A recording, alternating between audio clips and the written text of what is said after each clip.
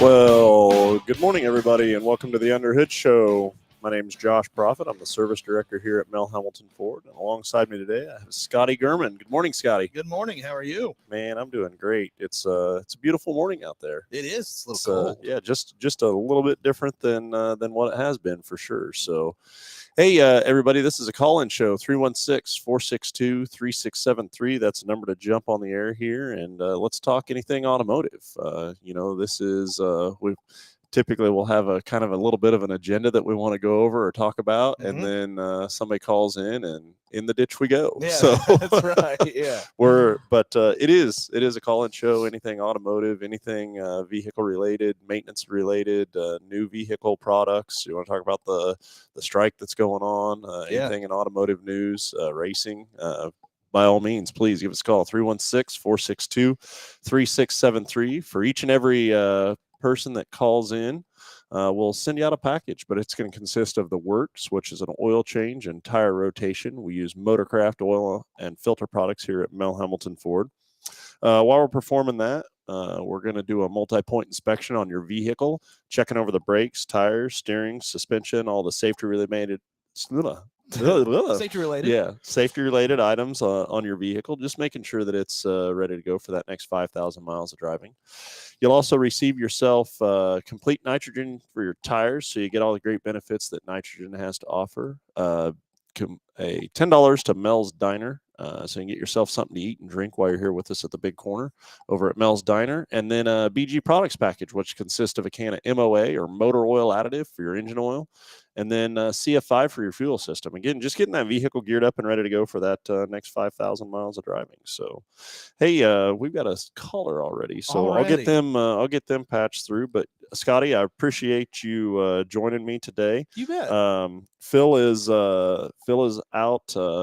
His daughter is getting married today. Holy smokes. So he is, I think he's been extremely busy with that. I think that's a super exciting time for those guys. And, definitely, I'm sure he's looking forward to that. So still expecting him to call in on the show, yeah, though, right? Potentially, yeah. So, hey, let's go to the phones and talk to Bill. Bill, you're on live with Under the Hood. Good morning.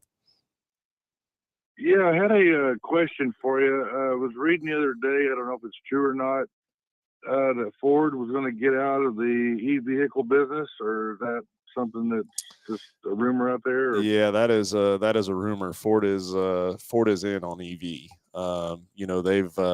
They've invested billions of dollars to build battery plants and the manufacturing for these vehicles, but no, they are in on EV.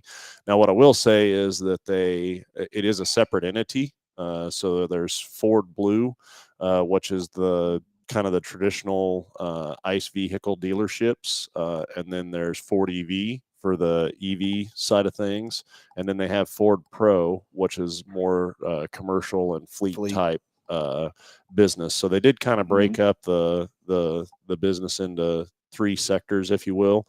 But now they are all in on EV. Each dealer had to pay a dealership fee basically if they wanted to join the EV side of things, and it was not cheap by any means. And so that's something in the coming year. So in 2024. I really do think we'll see a lot of ramped up production. There was some production in 23. They made commitments to a lot of the mission states like California, I think Washington, a couple of other high emission states that they had to produce a certain amount of EVs and send to those states. And so, people like us here in Kansas, we didn't really see a huge number of those EVs just because the damage that was done on production and parts availability and stuff like that limited the number of production, but then they were already committed to deliver a lot of those vehicles to the emission states. And so we didn't really see a huge number of them. We have got some of the product in, and just the amount of technology and stuff that's in it is it's pretty cool. I'm not going to lie. And I really do believe that there is a niche for some consumers on this EV thing. The the biggest hurdle on the EV, I think, for a lot of consumers, at least in our market area, is the range anxiety. Yeah. Everybody's wondering about, where am I going to get charged? How am I going to, it's not like there's a fuel station on every corner for them, at this point in time. But, you think about it and how much you really do drive a day or how many miles you drive a day, and the EV vehicle can support a lot of people. Yeah. And I think that it'll be something that, at some point in time, I think a lot of people are going to have two vehicles. They're going to have, just per household. One of them's wife's going to drive one, husband's going to drive the other, and just kind of make it work. But you think about not having to buy gas again. I mean, that would be huge for sure. So, but no, Bill, I think I really do think that Ford is all in on the EV side of things. So I'm not sure where you got that information, but it's everything we're seeing, it does not reflect that. As many training. It was sent to me through an email, and I was kind of like, yeah, okay. I mean, I can believe that, they're going to keep, producing the V8 as long as, or 5.0 as long as they can. But well, and that's that's the other side of things, and I think that's one of Ford's biggest push for EV is because that's their number one seller is the F-150 pickup. Mm-hmm. And in order for them to keep selling those ICE F-150s, they got to get their emissions ratings down over the whole model lineup. And so for every Mach-E that they sell, they get to sell 4 F-150s. There you go. And so that's I know that's kind of the reason is why they're pushing that market so much, but also those EV vehicles, there is a niche for them. There is a need for it for sure. Yeah, there definitely is, especially also, Bill, with all of the training and stuff that they send to us as far as the new technology that's coming out or that's coming on these new EV vehicles. There's tons of it, and we're there's definitely a niche of people here in Kansas that can benefit from it. Even it's not just the the Californias and the East Coast and the West Coast and all that stuff. There are people that it could benefit, and so they're going to probably try to grab as much of that market as they can. What about you? Is that something you think you would entertain the idea on if you were looking for a new vehicle, or what's your opinion? I think I'm a stick of gas as long as I can. I mean, I'm kind of a pickup Mustang type of guy. So understand that. I mean, I'd rather have we've got 2 ponies in the stable. One's a 65 and one's a 14 Shelby. So just kind of you can't there's no replacement for the sound of that V8, is there? No. And so especially when you get to go on the cruises with the local Mustang club, it's kind of fun getting it out there and just letting it run. So I was talking with somebody about that earlier this week. So it's really odd that you kind of brought that up, but just thinking of generation. So I have 2 boys, and thinking of things that like I grew up with that they will never have the chance to experience. So, I'm thinking of like a rotary telephone or something, or a phone booth, or, early story on was my youngest son or older son. He was, I don't know, maybe 3 or 4 at the time. He was helping my neighbor clean up some stuff in his yard. And then afterwards they took it to the trash or the dump. And when they were doing that, he had it was an older Ranger that had manual windows. Oh yeah. And so he got in the truck with them and they were going down to the dump, and my neighbor says, man, I looked over there and he was just focused so much on this door, and I couldn't figure out what he was looking on. I was like, what are you looking at? And he says, what's that? Yeah. And it was a manual window crank. Yeah. And it's things like that. So then I think, years from now, or maybe their sons or daughters, you think they may never hear a V8 motor. Yeah, you know, like I don't. It's crazy to think that. Yeah, you imagine know? Phil telling his kids about what it was like living with dinosaurs. I mean, that's pretty good. I've taken some kids for riding the 65, and they're like, "Where's the AC?" Yeah. Yep. And I'm like, you know, AC was 260, so I mean, it was yeah. So it was but they get a kick out riding that old car and going out and looking at it and where's the power steering and power brakes, and so you don't have any of that stuff. You didn't need it for a car. So yeah. And what I will say, Bill, there's just like there's a niche for that old Mustang that you have. Yep. There's a niche for this, this new Mach-E model Mustang. And I will tell you too that man, going and driving one of these Mach-Es, especially like the GTs, the amount of like instantaneous torque that you get off these electric motors, there's nothing like it. There's no I've been in some pretty high performance stuff, but the instantaneous torque that the electric motors have, they're just the feeling. And it doesn't matter whether you're taking off from a stop or you're doing 20 mile an hour or 40 mile an hour or 60 mile an hour. You hit the gas, that thing goes. Yeah. And it's now. There's no delay.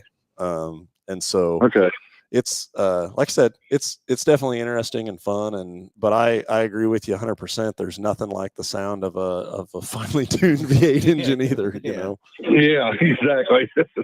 Completely on that. So do you guys have any of the Mach-Es in stock right now, or so we do have some Mach-Es up here. I don't know. I think there's maybe 2 or 3. I'm not 100% sure how many are up here, but that is something. And then I know we have quite a few Lightnings on the way. I think we have one used Lightning right at the moment. It's slightly used, but I do know that there are some new Mach-Es up here. So, and just sitting in a minute, just sitting in the vehicle, looking at the tech stuff like that. It's pretty cool.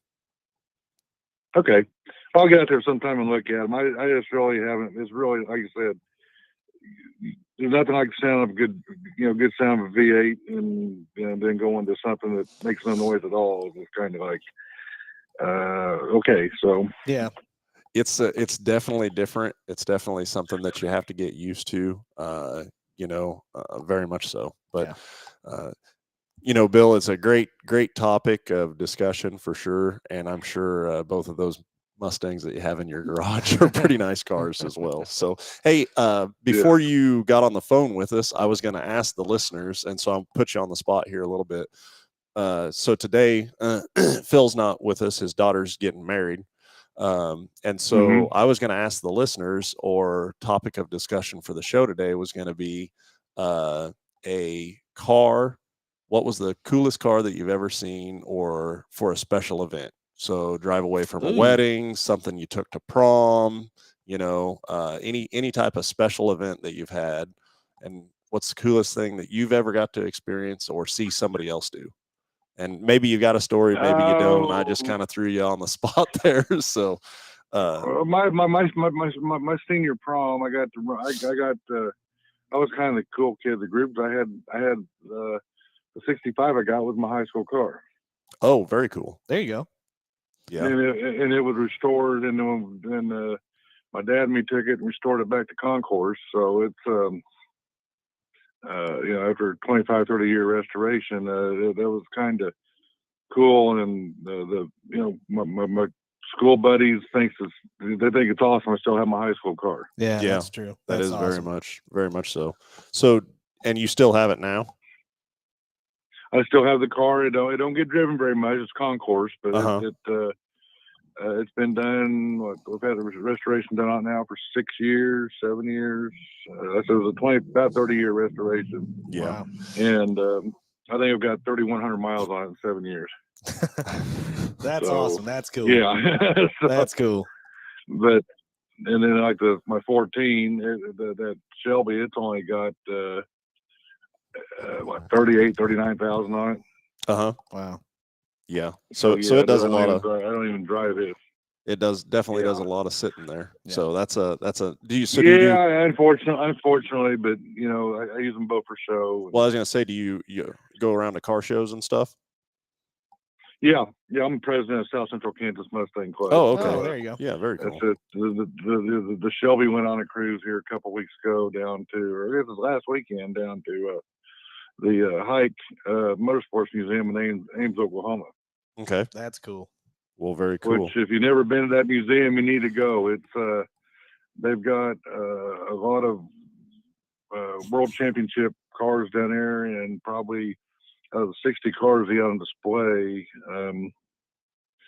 I want to say probably 80% of them were Fords. Yeah. That's cool. Well, very, very cool. He's got built. So anyway, but so I just wanted to check on that Sure. EV. That's just Well, I encourage you I knew to. there was I knew Yeah, I encourage you to I come knew out. Ford had put a lot of money into development. Yep, for sure. I encourage you to come out and take a look at the Mach-E's and take one for a spin and see what you think. Okay. All right, sounds good. Perfect. Well, thanks for Bill. the discussion, and have a great rest of your day, Bill. You too. Take care. Bye. Yeah, so that was we've got another caller coming through. I'll get them sent through, but that was so for all the listeners out there, if there's a special occasion that you can associate a vehicle with, I want the cool kid story. Yeah. Tell us your cool kid story on Okay. what you got to experience, or either you got to perform yourself. So whether it's prom or wedding or a getaway vehicle, or maybe you robbed a bank and had a really cool story to tell about the day you went to jail. So give us a call, 316-462-3673. Got another caller coming through, so we'll get them patched through and see what's on Jason's mind. So I don't know, that's a very good topic of discussion there with Bill and EV, and that is something that I really do think that eventually it's just going to grow. There's going to be more and more of a niche for it. As the charge anxiety kind of falls off, I do believe more and more people are going to be more open to that option. Yeah, for sure. Technology is going to get better. You're going to the range is going to go up from them. Exactly. The manufacturers are going to be able to produce better batteries for them as well. Yep. And so the typical consumer, they don't drive but 30 miles a day. Yeah. And so you can make a lot of 30 miles trips with a 300 plus range. Yep. For sure. And then just to be able to I don't know, I just think of not going to a gas station again. Yeah, that'd be kind of crazy. Would definitely be weird. So well, anyways, 316-462-3673. That's the number to jump on the air here with us and tell us about your specialty vehicle event. Yeah. So, if you had, or special event vehicle, I said that all wrong. There So let's go back to the phones. Let's talk to Jason. Jason, good morning. You're on live with Under the Hood. Morning, guys. How are you? Happy Saturday. Happy Saturday. Thank you. Yeah. So on your topic this morning, you're talking about, what's the coolest thing you did and, back in the day. Mm-hmm. So back in '89, my dad worked for Schofield Brothers, Pontiac. Okay. And on the last day of school, he said, I want you to take the bus to school and I will pick you up. I said, huh? He said, I don't want you to drive to school. He said, I will pick you up. I was like, okay. So after school, my dad shows up in a brand new top of the line Trans Am, 1989 Trans Am. And he got out, he said, I'm gonna let you drive it home. And all the kids couldn't believe it. They're like, oh man, look at Jason. He's got a cool Trans Am. So it's pretty cool. That's awesome. That's good. That. So what was this your senior year, or what was? It was my senior year in high school. Okay. That's cool. That's awesome. So yeah, a part of me thinks, man, that's a great way to leave. But then the other part of me says, well, you didn't go back to school to hear all the stories the next day that everybody else was telling. Right. So, but yeah, that is a very cool experience for sure. And so, what'd you think of it? Oh my God, he let me take it out and he took me, like on straight away and stuff, and let me, feel the power of it and everything. It's pretty badass. Yeah. And so to this day, you're like, man, I want a Trans Am. No, I'm a Ford guy, so I'll take a Shelby any day. Well, there you go. That'll work. Yeah, I understand that. So what color was it? Black. Black. Yeah. It was slick. Yeah. So did it have was slick because, did it have the gold wheels? oh yeah. And of course back then, Knight Rider was on, and so kid being the Trans Am, Yeah. So They had there you go. They come and picked you up for a mission. That's right. Yeah. Yeah, right. Well, that is a very, very cool story. But anyways, I have another question. Okay. When do you guys foresee the interest rates on these cars going down? Because right now, the cheapest rate I could find is 5.8%. And I tell you that, honestly, that's a stellar rate. It is absolutely crazy. I know. It is. It's something that they're trying to, in my opinion, there's a lot of opinions out there, but I believe they're trying to get the cost of some of this stuff down by slowing down, people buying it from that side. Right. And so it's absolutely crazy when you go to look at purchase something and so much of your money is going to the interest and not the principal. I mean, when you think of buying something and the interest part of it is a quarter of what the purchase price Right. is, it hurts. As a consumer, Yeah. it's hard to justify that. And then my other opinion of that is you have people that go ahead and do it out of necessity or don't have any other options. And where are they at in 3 years in that buying cycle? Now they've got to stay in that item longer, whatever it is, whether it's a home, whether it's a vehicle, because the value of it is not there. Because they were paying so much on the interest side of things. And so it's one of those things. It's got to, there's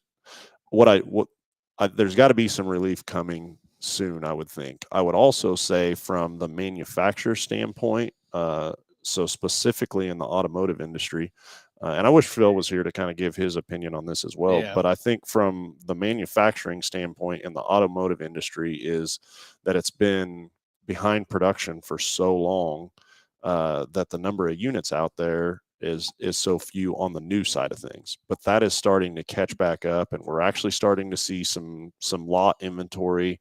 Things aren't moving near as fast, one, because of the interest rates, but then also two, just the demand on the newer product. They're able to produce them more as opposed to what they were years ago. So I think once that kind of catches back up on the automotive industry side of things, I think the manufacturers are going to have to start coming back out with rebates and incentives and, stuff like that. And I think that will kind of help offset that, those Right. interest rates and stuff like that. Now that's on the new side. The used side of things, that's something that the market itself is going to have to reset on. So are you guys feeling any of the effects of the strike? Is that affecting you guys at all? So for right now, Ford, on the Ford side of things, the Bronco plant is affected. The Ranger plant is affected. And then the Explorer plant is affected as far as new vehicle production. None of our parts hubs or parts depots or anything like that have been affected at this point. Now for Chevrolet and Stellantis, that's a different story. They are not only the manufacturing plants, but they're also striking on the hubs, and so like getting parts to consumers or to dealers from their warehouses is becoming a struggle. Yeah. Ford, I think, has done, I would say, definitely a better job, of keeping those items open. We're taking it day by day because that is Right. something that could change. But I do believe that so far, unless it's a Bronco or an Explorer or a Ranger, we really haven't seen too much of an effect on this. And so I hope it's something that they can get resolved here pretty soon, just for the simple fact that at the end of the day, my opinion is, I mean, I understand both sides of this coin and what is needed to there needs to be an agreement made. But also at the end of the day, the only person that's truly really getting affected by this is the end consumer. That's it. Yeah. And that's the person that makes your paycheck, whether you're an assembly worker, whether you're Ford Motor Company, whether you're a dealer, whether you're an employee, anywhere in the line of distribution or the chain. And I think that's where honestly, I think that's what people forget is that, instead of what's in it for me, what am I doing to help the end user out? And I do get it. People do have to worry about themselves and Sure. what they make, because the person that's looking out for number one is number one. Yeah. But yeah. also at the end of the Yeah, day, right. what are you doing it for? And so that's I guess kind of the stance on the strike. But yeah, at this point I feel like we're moving along fairly well with it. So That's good news. Guys, I appreciate you taking my call. Guys, have a good weekend. Hey, Thank you you. too, bud. Jason, thank you very much, and great topics of discussion. Thanks for the call. You bet, man. Bye. So we've got another caller here. We'll get them patched through. But yeah, 316-462-3673. That's the number to jump on the air here and talk with us. And hey, let's talk about a special event that you can associate with a vehicle. So you do you? Yeah, okay. yeah. I got Well, mine. we'll get we can wait for it. Yeah, we'll get Daryl patched through here and visit with him and see what he has to say. So let's go to the phones. Let's talk to Daryl. Daryl, you're on live with Under the Hood. Go ahead.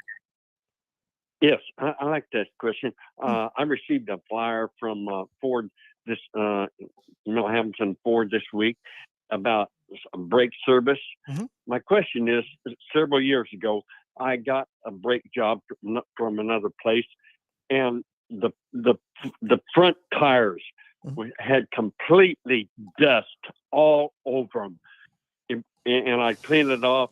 In a week or so, they're back again. Now, these pads that you have, they don't, I don't know if these pads were defective or what, but it was a mess for a long time. Your pads aren't like this, are they?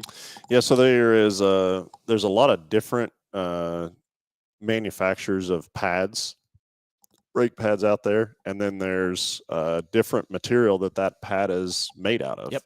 And essentially, that when you go back with an OEM quality pad, you're going to get what you had from the factory. Right. When you go aftermarket, it just depends on the pad and what its construction is made of. You see a lot of dust when there's a lot less ceramic in the pad. You do see a lot more wheel dust and stuff like that. On the motorcraft pads, it's been our experience, there's a break-in period when you put that pad on, and for the first 500,000 miles that there may be abnormal amount of dust. I wouldn't say anything high, but just something that you would maybe take notice of for the first break-in period, and then after that you typically wouldn't even notice it. Right. And the majority, at least everything that I know that Motorcraft makes is going to be semi-metallic, if I'm not mistaken. Yep. And they make them that way because those have specific ratings through Ford for stopping power, safety, and all those things. And then whenever you get into the alternative pads that are made out of different materials, not only is there an excessive amount of brake dust from one compound or brake noise from one compound to another, you also did get different colors of brake dust. So there is actually brake dust that's white, that's harder to see, and then there's also a darker brake dust that's easier to see. So it most likely has got to be a difference in materials that are making that has an excessive amount of brake dust that you may be seeing. So I don't know if that's the case. But brake dust doesn't seem to come around as a concern for majority of my customers, especially if they're going back to a factory pad. So that's something that I would like to look at and check out. So, and then you brought up a great point, Scotty, on the fact that when you go back with a OEM pad, like it has to meet certain specifications before it can go on that vehicle. Correct. And it's got to fit one make of vehicle. It's got one job to do. When you go out and grab an aftermarket pad, they may alter that pad a little bit one way or the other to make one pad fit 3 or 4 different vehicles. Exactly, so they have to carry less SKU numbers. And so, it's just not designed specifically for that vehicle, and then it doesn't have to meet the specifications of stopping distance or any of that stuff. And so yeah, I can't stress enough, especially when it comes to brakes and how important they are, that OEM equipment is really the way to go on that. Oh so. yeah. Okay, well, that's what I was going to say, because this brake dust was black. It was a mess for a long time. Yeah. But anyway, my question is, I need a set of brakes. I just wanted to make sure that I didn't have to go through this again. Sure. All this braking. Okay, that's what I wanted to And then find out. the other side of that too is when we do a brake job, it's a lifetime pad. At that point. So when you purchase it once, it is a lifetime warranty on that brake pad. So I didn't know that. Yeah, make sure you're aware of that. So Daryl, do you have any stories of any special events that you can associate with a really cool car? Put him on the spot. Yeah, I did. I put you on the spot. If you don't, it's not the end of the world, but not really. Okay, that's all gotcha. right. That's okay. That's you mean like something, an accident, or well? No, I no. mean what like really happened? Yeah. What kind of car did you go to prom in? Yeah, so like prom or wedding or the drive-away car, so to speak. Oh, well, I had a 1948 Ford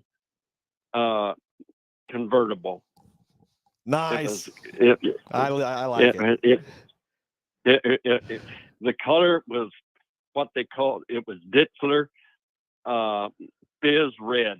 It's a beautiful car. That's I love that car. So let's see, 48. What do you know? What Ford was it? A 1948 Ford convertible. So I was trying to think. That I don't know. No. Well, very cool. It was red, you said, and what color was the top? Yeah, white, kind of whitish. Yeah, had a white rag top. Very cool. Yeah, that would be very cool. Very good.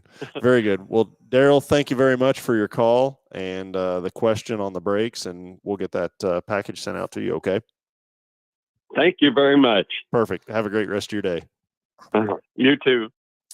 Hey, let's keep the phones ringing. 316-462-3673. That's the number to jump on the air here with us and tell us about your special event, cool car story that you know or you seen somebody else have or do that you thought, wow, that guy is cool. 1948. That would have had to been like a super deluxe or something like that. Yeah. So I was the question I was going to say on that is and a 48 wouldn't have had it, but the fins. So, in the 50, we started stacking fins, and then it was just all the manufacturers' competition and who could get the biggest fin on the back of the car. Heck yeah, make him look more like a rocket. Well, Scotty, you gotta. So what brought this up is I was talking with Phil earlier in the week, and I was like, about this wedding and coming up, and I was like, well, there's got to be a getaway car, there's got to be a cool getaway car. 100%. And so he was. They took the GT. I'm sure they did. Yeah. So the blue, it's a Shelby GT replica, so it's a kit car, blue with white stripes. It sat out here on the showroom for a while, and they were practicing driving it this week or a couple of days this week, just to make sure that in front of a crowd of people and stuff like that. I could understand that completely. So scary, you don't want to just. But that thing, so it's got a 427 big block in it, and it's got the side pipes and all that stuff, and it just sits there, and it sounds so cool. It's a car you want to drive like maybe 10 miles, not 100. No, but it is really cool, and I thought, man, that'd be a great getaway car. So that's the plan there, and then I think back of just special events and proms and weddings and stuff like that of what I've seen over the years, and that seems to always be a place to have a kind of an iconic car. And I've seen horse and buggies. I've seen at weddings. And knowing stuff you, like you that. probably went to come prom on now. Horse and buggy. Yeah, come on now. Yep. So, but anyways, you got a cool. Yeah, dude, it was here. Oh, really? It was here. Yeah, it was the GT. Oh, yeah. That was probably one of the coolest experiences I've had with a car. I mean, Yeah. there was only a certain amount that they made. The customers who actually end up buying that car have become great customers of mine and friends and stuff like that. But yeah, that the GT was Yeah. amazing. And you're talking about the actual Ford GT. Ford GT. Yes, the yeah. GT40. They, And then we had, 3 other GTs just sitting on the showroom Here with it. floor. Yep. Yeah.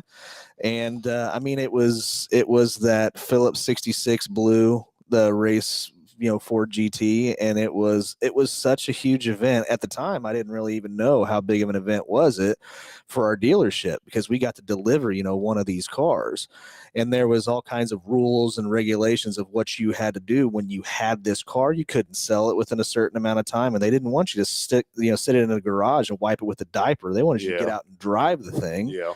So, funny story, the gentleman who had and bought that car that we delivered to, he ended up actually selling it whenever his time was up, selling it, and he loved that car so much that he bought it back.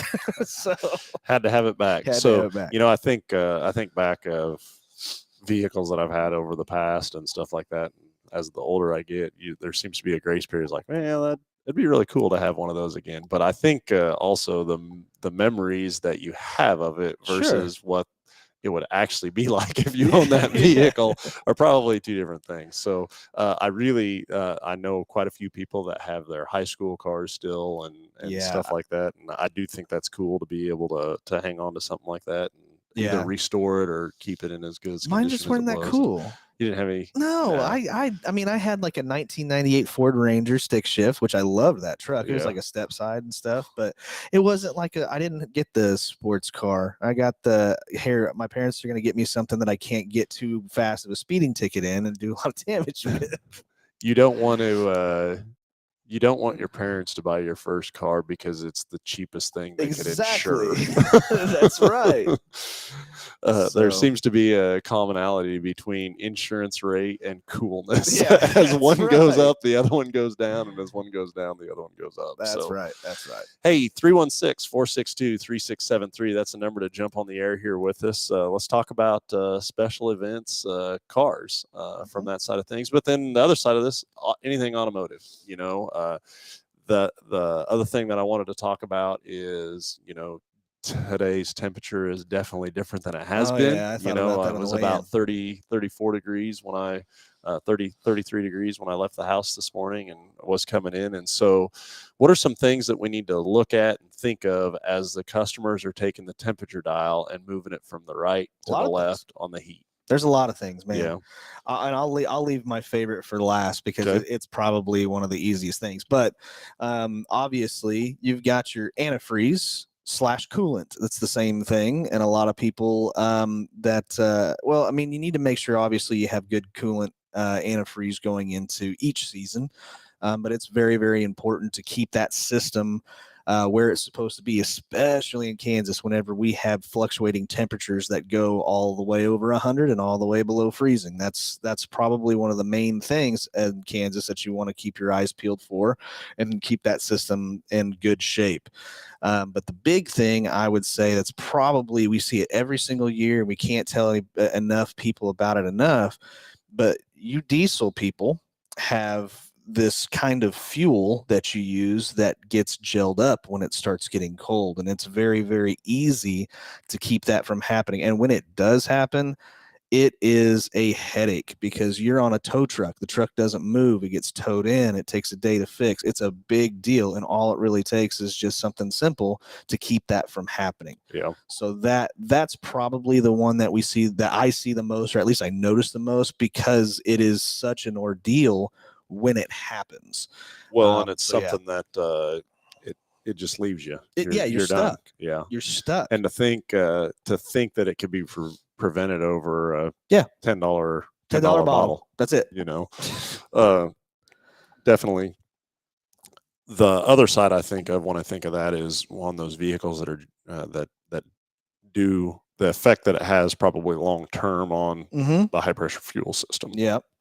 Low pressure and high pressure fuel system, and the fuel systems on these trucks, I mean, they have them so calculated, the amount of pressure, what it doesn't matter whether it's gas or diesel. No. You know, they're running very, very high pressure. They're spraying a very, very fine mist just to get the absolute best fuel economy and stuff like that. And, you know, any little bit of debris or aeration or cavitation in the fuel, like, is going to present problems in those equipments. And so, yeah, you know, as we talk about the cooler weather, some of the things that come to my mind, I think of tires. You know, Okay. always this time of year, I think of tires, Mhm. just because knowing the inclement weather that is potentially coming down the road, and you know, if you're riding on something that has 3 or 4 30 seconds of Yeah. tread, like that's pretty serious. Oh, yeah. Or could definitely be pretty serious, and just to give you the best chance of traction and, you know, stability and stuff like that. But the other thing when I think of tires is also air pressures. Mhm. You know, when the temperatures are this cool, or take today for example, you know, you started out at 34 degrees, we're going to end up around 65, Yep. maybe 70. Uh, that pressure fluctuates a lot in those and in your tires in that amount of time. And so, you know, just overall condition of tires, how they're wearing, you know, and then air pressures as well. And that's going to have a effect on fuel economy on the vehicle. Mhm. So definitely tires, when you get to this time of year, I always think of those. And then, Yep.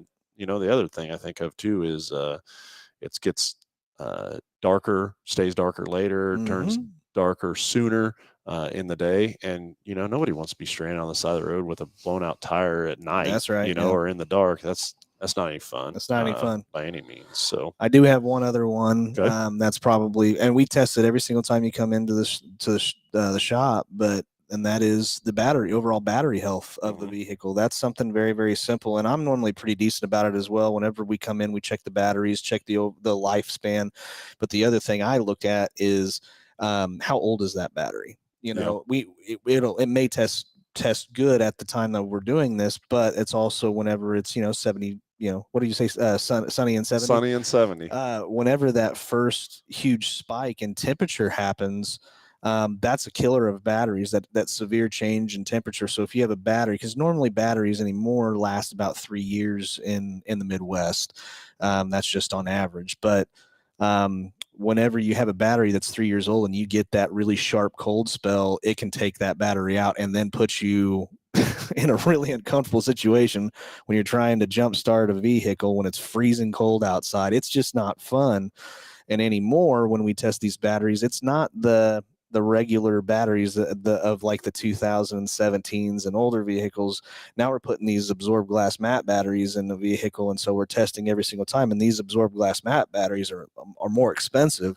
But any way that we can avoid you from being late to work, or being on the side of the road, or being, in your driveway freezing your butt off trying to jumpstart your car, that's why we do these tests. So if you've heard me say, hey, your battery tests good right now, but we got winter and it's 3 years old, that's what I'm trying to initiate is, hey, don't be in that situation to where you're going to be having to jumpstart this thing. Yeah. Well, yeah, like you said, being out in the cold. It stinks, man. It's not very much fun. So I gotta apologize here. We went through a large portion of this show here, And didn't even I look at wasn't the even chat. I didn't even have the chat tab up. So I completely apologize. My bad. Tell you what, fire me. So I'll go through there. I'll take your spot. Yeah. Got a morning, guys, from Jason Cox. We'll get caught up here real quick. We talked. So Jason actually called in. We talked about the interest rates and going down. Delbert says, "Good morning, guys." Good morning, Delbert. Sorry I missed you earlier. Rex says, "Morning, fellas." And then he says, "My truck battery is on strike this morning. Should have tested it yesterday before the freeze." There you go. What did I just say? See, yeah, I think. So Rex, yeah, definitely that, this time of the year you gotta do that as well. And so, yeah. What are some of the other things you have on the temperature side of things? Oh, that's it. Well, I mean, I agree with you on tires, cooling systems. We got batteries in there. We've got the DEF system. I mean, everybody, we can talk heater. about cooling systems a little bit. Everybody thinks that excuse me, that freeze point is Yeah. what we're worried about on cooling system. It's not. It's the corrosion or the acidity level of that coolant, or pH level, is really what we're monitoring. But it is a good time, because it's on everybody's mind. It's a good time to look at coolant and to see what the condition of that is. But there's hardly ever a coolant out there now that doesn't have a very, very long life on the freeze point side of it. But still, the acidity is that's what costs the money. That's what breaks components. So it is very important to look at that coolant and see where we're at and what it needs as well. The other thing that I think of too, and for me personally, I think of, like, in my house when I change from The heat cabin to air air. filters. Is a cabin air filter. I always think, hey, when we're starting to make that change, let's think of that cabin air filter too. I had a vehicle the other day that, I kid you not, their main concern was that whenever they turn the air conditioning or heater on, it doesn't blow anything out. And generally, my mind immediately goes to, okay, it probably has like a blower motor issue or something like that. And the vehicle had never been here before. And so naturally, the first thing we check, we turn it on, we can still hear it. We pull out of a cabin air filter that was so clogged, it had no airflow going through that thing. So we knew immediately that is a simple fix. That is just something that could have been done and eliminate that whole trip. So a couple of things to that. One, we probably should have took a picture of it so we could have True. showed the viewers on the show. I need to do a much better job of that. I've kind of started in on that and got some really good. Well, you're a busy guy. Got some really good examples of stuff, but for the consumers, because I just don't think that they understand the day-to-day stuff that we get into, and how maybe extreme sometimes we see things. There's not a dull day at the dealership. There's not. And just when you think you could not be mythified, I guess. Yeah, you think you've seen it all, and then the next day it's and then you haven't. And it's when I get into situations like that where I always have a comparison. I mean, every time I walk through the shop and I'm looking at jobs and what's going on and who's doing what and then why they're doing it,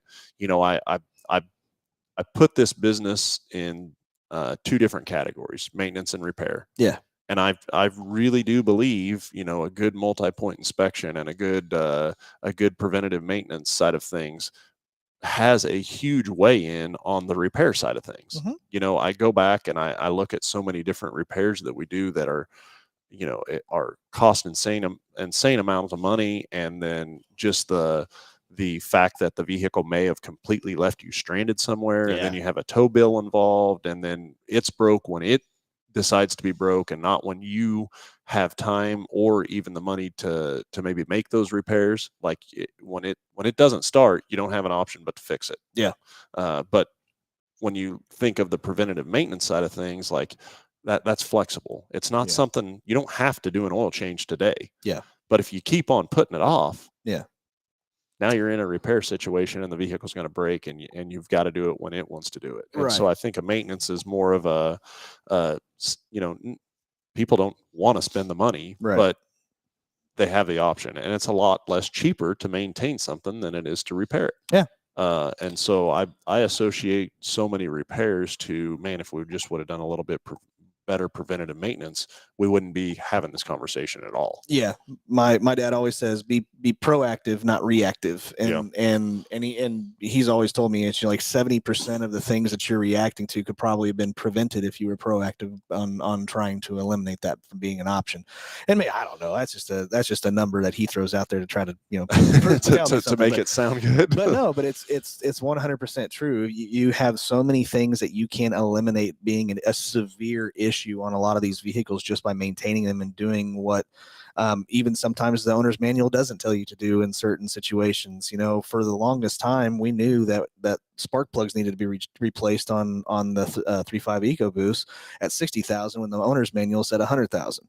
We knew that going into it, and that's why if you actually listen to us whenever we're saying, hey, this is a good idea right now, or even just thinking about it and looking into those services, you could potentially save yourself a lot of headache. And overall, that's what we're really trying to do. I mean, we love you guys coming in and seeing us, but we don't like you coming in and being in an upset situation. Well, or the other thing is, just as much as from a consumer, consumer to customer relation, Yeah. like I'm here to tell you what your car needs. Exactly, It's not yeah. my fault that it needs that. Yeah. But I'm here to help you. I'm here to give you all the information, Yeah. good, bad, or any different, and then we can work through whatever that is and customize it to best suit your needs. Yeah, exactly. And I can help you prioritize things and ways to go about it to whatever desire you want. At the end of the day, as long as the vehicle's safe, I don't care how you maintain your car or what you want to do with it, but I want you to be knowand about it. There you go. Yeah. And I want you to have education on the decisions that you're making, right, and why. And there's been very, very, very few times that we've really had to completely capture a customer's attention and say, hey, not only is this unsafe for you, but it's unsafe for all the other motorists that are out there with you. And in those situations, like, somebody needs to know. Yeah.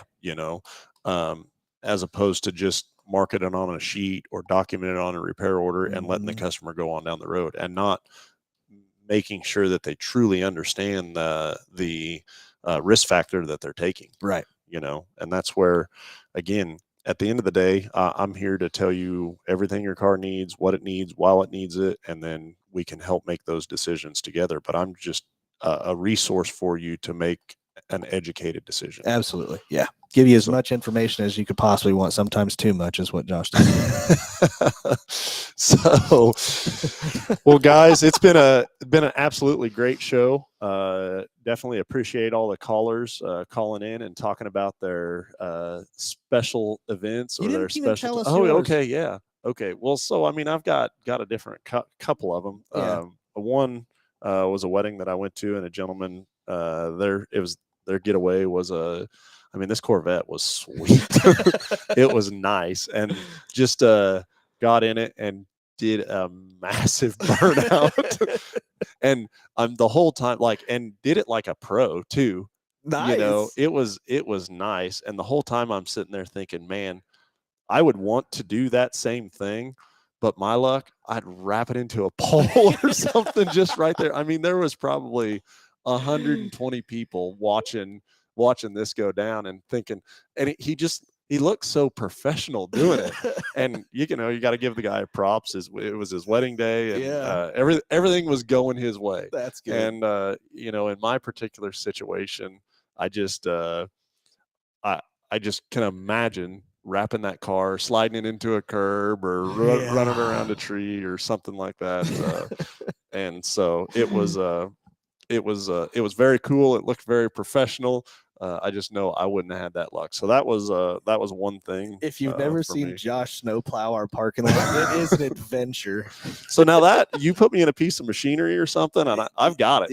Yeah, I've got confidence. You want me to back a trailer? I'll do it. You tell me where you want it, and I'll have it right there. So, but anyways, hey, we got another caller come in, so let's go to the phone. Let's talk to Jim. Jim, you're on live with Under the Hood.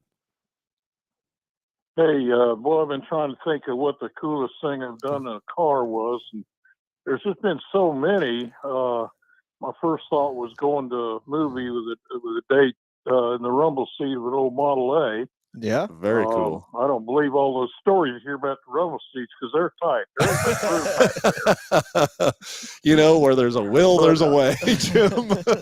But yeah, been involved in so many crazy things. But one thing does pop out. My dad and I took our 52 Hudson Hornet to Charlotte for a NASCAR race. We had they wanted us in the pre-race parade. It's the car's tribute car to the 1952 NASCAR champion Tim Flock, and it's all painted and lettered and decaled just like his. And they had us lined up in turn 4 for the pre-race parade, and then they decided that there was several of us that were staged too far, and you only go one direction on racetrack. So instead of backing us up, we had to go down pit road and all the way around.